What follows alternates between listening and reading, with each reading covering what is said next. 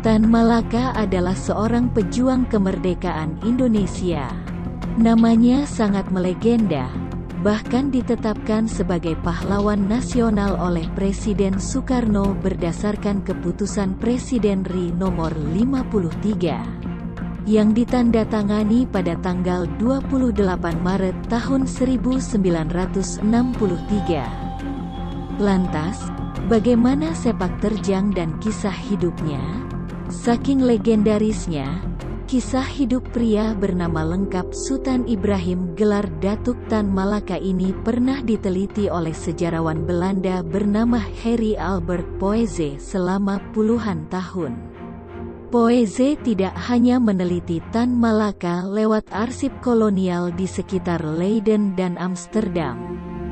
Ia juga mendatangi negara-negara yang pernah menjadi tempat singgah Tan Malaka selain Indonesia seperti Amerika, Inggris, Perancis, Jerman, Rusia, juga Filipina.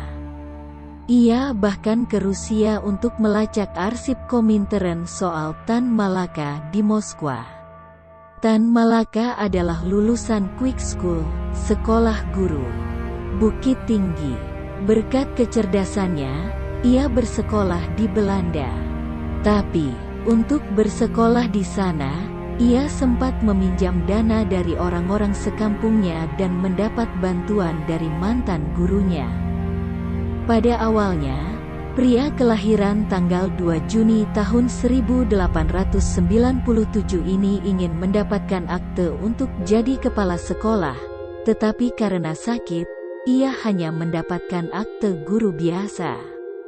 Ketika selesai mengenyam pendidikan, ia pun pulang ke Indonesia dan mengajar anak-anak kuli perkebunan teh di Tanjung Morawa, Deli, Sumatera Utara.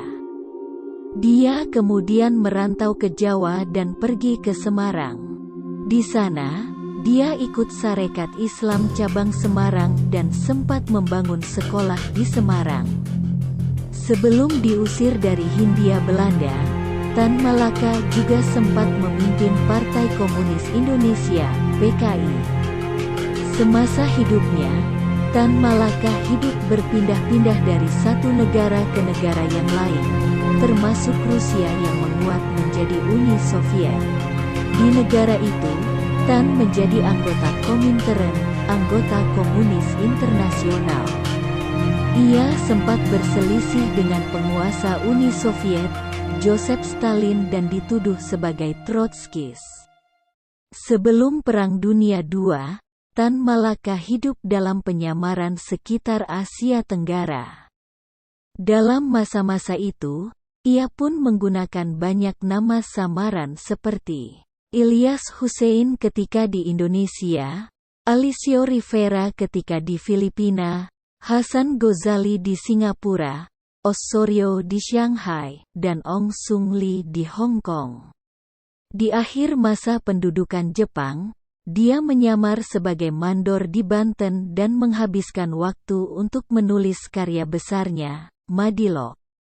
Di masa revolusi, Tan Malaka dianggap otak dari peristiwa tanggal 3 Juli tahun 1946. Dia menentang hasil perundingan Republik Indonesia dengan Belanda. Saat itu, Tan Malaka menuntut merdeka 100%.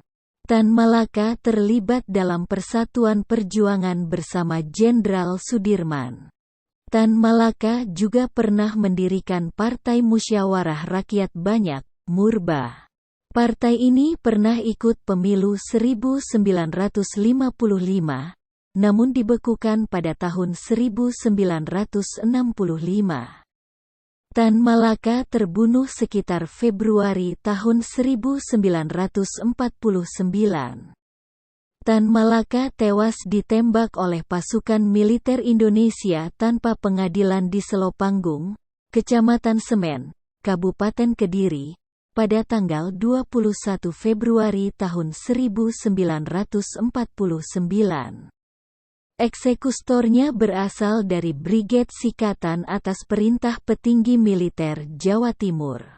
Tan Malaka dibunuh karena perlawanannya konsisten terhadap pemerintah yang bersikap moderat dan penuh kompromi terhadap Belanda.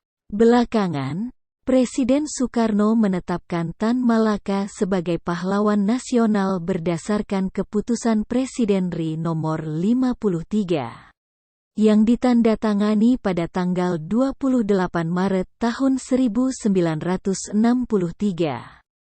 Pengikutnya yang paling terkenal adalah Adam Malik dan Muhammad Yamin.